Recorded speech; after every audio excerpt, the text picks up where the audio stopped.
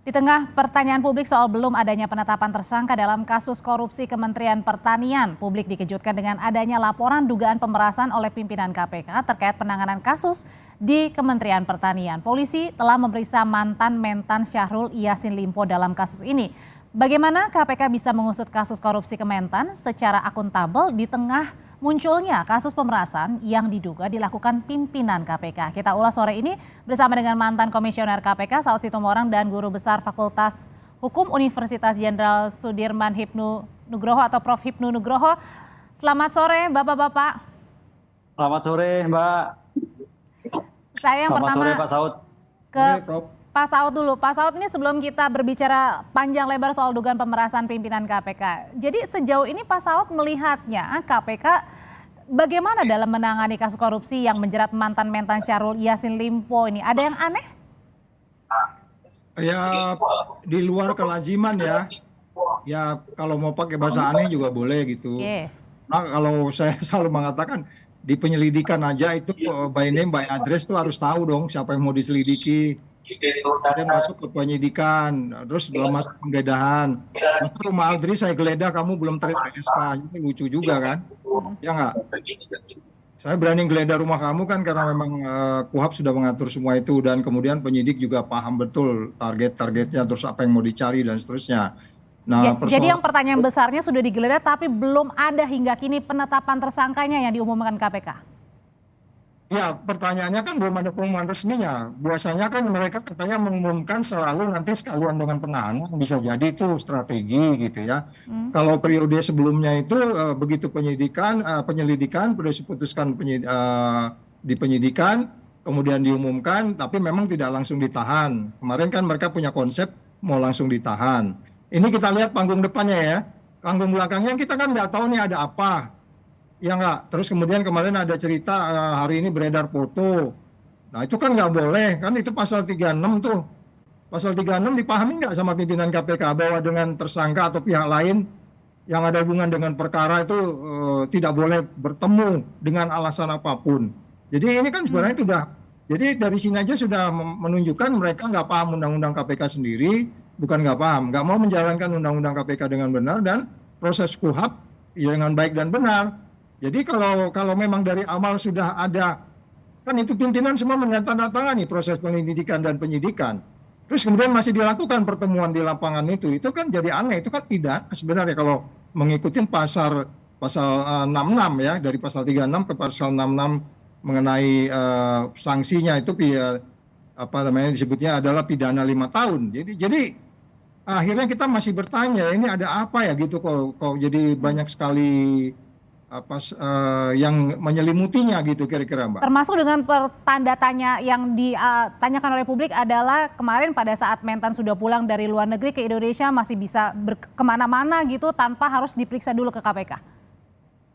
Nggak, kalau itu debatable ya. Artinya gini kan penyidik punya paham waktu di mana mereka harus mulai melakukan penyidikan, penahanan, memanggilan dan seterusnya kan penyidik punya kebebasan dalam hal ini independensi. Persoalannya kembali waktu itu memang kalau dia keluar negeri saya hanya mau lihat protokoler konsulernya kan sempat hilang itu, kemudian kalau seorang menteri keluar negeri kan dari proses penyidikan sudah masuk tentunya penyidik harus paham atau kalau mau ikut surveillance take out dia di mana saat itu, tapi kan ada waktu jeda hilang, kemudian kita nggak tahu dia di mana, kemudian protokol konselor KBRI juga nggak jelaskan padahal menteri ada di luar negeri. Jadi banyak ya ini kalau mau diurut-urut kompleksitasnya kasus ini. Oke, sekarang saya ke Prof. Hipnu. Prof. Hipnu, gimana caranya membedakan nih bisa mengusut dua-duanya antara dugaan korupsinya dengan dugaan pemerasannya, Prof?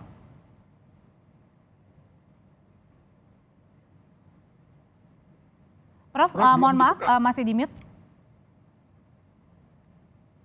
Ya, jadi ada dugaan-dugaan. Saya melihatnya begini Mbak. Kalau dikatakan dugaan ya boleh-boleh saja ya. Karena ini kan satu levelnya orang dengan orang. Pak Menteri dengan Pak Ketua KPK. Subjeknya jelas, orang dengan orang.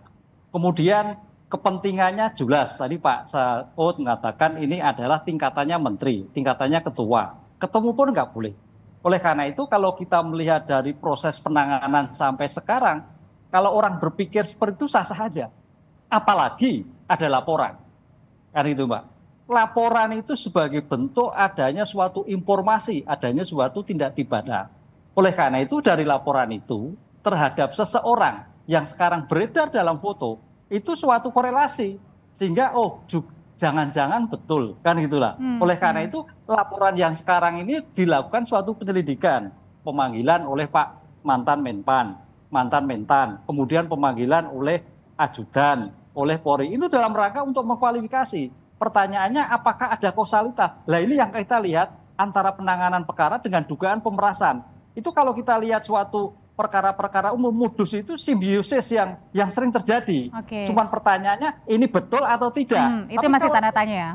Ya, kalau lihat peristiwa tampaknya ada suatu kebenaran dugaan seperti itu. Karena levelnya adalah level tingkat tinggi. Peristiwanya juga sedang dilakukan. Apakah itu rumor? Itu juga menjadikan suatu perdebatan. Ini yang saya kira kita tunggu saja, Mbak, gitu, Mbak. Tapi kausalitasnya kok agak nyambung begitu. Oke, Pak Saud, kalau misalnya ini kan masih dugaan ya, belum terbukti begitu ya. Nah, terkait dengan dugaan pemerasan ini yang diduga dilakukan oleh pimpinan KPK, gimana mestinya internal KPK termasuk Dewas harus meresponnya? Perlukah pimpinan yang diduga ini dinonaktifkan sementara? Oh iya, kalau saya bilang sih memang sebaiknya begitu. Sama, makanya saya bilang dalam case ini kita melihatnya ada ketelitian atau yang kurang di Dewas. Karena begini, kalau kemarin dimulainya dilakukan penyelidikan, terus dilakukannya ada laporan pemanggilan ataupun pendalaman yang dilakukan oleh Polda terhitung Agustus. Kalau sensornya dari Dewas ini baik, mereka kan harus segera mengklarifikasi itu gitu. Tapi kan kelihatannya diem-diem aja ya. Karena memang sangat berbeda pengawas internal saat ini dengan Dewas yang dulu, yang sangat detail, proaktif. Sekarang ini kita nggak ngerti. Tapi kalau kita mau bicara pemberantasan korupsi secara keseluruhan, ini kan harus di-clear-kan gitu. Artinya begini, kalau memang ada bertemu, itu fotonya ada, itu perlu didalami. Apa ada transaksi, itu perlu didalami. Tetapi pada bagian lain, kita kan nggak mau juga lepas ke belakang. Ini perilaku yang bersangkutan ini kan kurang lebih ada 6 case yang sudah berlaku selama ini. Itu yang saya bilang waktu case keempat, case ketiga saya bilang, ini kalau nggak dilakukan penindakan ini akan begini terus. Ternyata hari ini ada lagi berita yang sama. Jadi maksud saya behavior ini kan sesuatu yang sangat erat sekali dengan persoalan integritas dan persoalan nilai yang udah berubah di KPK. Kalau pengalaman Pak Saud dulu gini, kalau misalnya ada diduga pimpinan yang tersangkut dugaan itu gitu, apa yang biasa waktu itu dilakukan? Oh, tentunya pertama kan pengawas internal akan melakukan penyelidikan. As a simple saya pakai batik lengan pendek, padahal seharusnya persyaratannya batik lengan panjang, dipoto oleh pengawas internal, dikirim tertulis kepada saya, Bapak melanggar kode etik. Menganggap ya itu yang simple as that. Jadi artinya saya nggak tahu sekarang di dalam tuh kayak apa gitu. Apakah ini sudah biasa-biasa? Ada orang pimpinan ketemu ya langsung, sedangkan dalam pasal 36 tadi udah dibilang langsung tidak langsung itu tidak boleh ketemu, dan di pasal 65 dijelaskan itu pidananya 5 tahun kalau pasal 36 itu. Nah, itu kita nggak bicara dia tersangka atau tidak loh ya. Langsung atau langsung dengan alasan apapun, pimpinan KPK tidak boleh bertemu dengan orang yang ada kaitannya dengan perkara yang sedang ditangani. Jadi dia nggak paham itu gitu. Untuk apa pasal itu dibuat? Kan kita supaya tidak ada konflik of interest, menanamkan kepercayaan ke publik. Sekarang tanya ke publik, dengan foto hari ini itu apa kata publik? Nah, membangkitkan kepercayaan publik itu dalam pemberantasan korupsi itu hal yang paling atas di dalam memberantas korupsi. Sehingga kemudian terjadilah efisiensi dan seterusnya, memberantas korupsi kemudian mengubah perilaku. Orang akan pikir, ya pimpinannya begitu, gimana kita? Jadi sekali lagi, ini mungkin yang kita harus clearkan. Oleh sebab itu, karena KPK di bawah Presiden, udah Presiden yang ngomong, kamu berhenti dulu deh. Biar nggak pusing, menterinya juga yang kamu urusin udah berhenti. Sederhana, as simple as that. Menjawab pertanyaan dari Pak Saud itu, Pak Hipnu, itu gimana untuk publik ini percaya bahwa penanganannya tetap berjalan untuk dugaan korupsinya, satu sisi dugaan pemerasannya itu juga tetap berjalan agar publik ini percaya dengan apa yang dilakukan oleh KPK untuk pemberantasan korupsi, Pak Hipnu?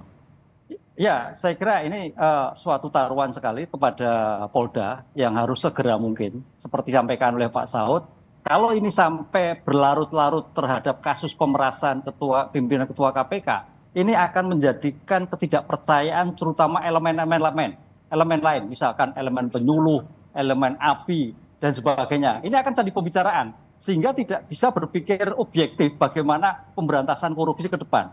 Kalau terhadap pimpinannya pun terjadi suatu masalah. Jadi ketika ada dugaan permasalahan seperti ini, kita mohon sekali Mabes Polri, Polda segera mungkin. Apakah ini terbukti atau tidak? Jadi jangan pelarut-larut, karena kondisi Indonesia itu suatu darurat korupsi. Terkait penanganan korupsi berlarut-larut, tapi penanganan lain juga demikian.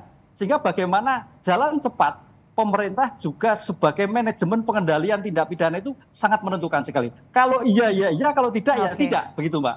Jadi ada dua penanganan yang harus cepat dilaksanakan ya, dilakukan pengusutannya, ada dugaan korupsinya dan dugaan pemerasannya. Terima kasih Pak Hipnu Nugroho, terima kasih Pak Saud Situmorang, sehat selalu. Ibnu, selamat jalan. Terima kasih, matur nuwun.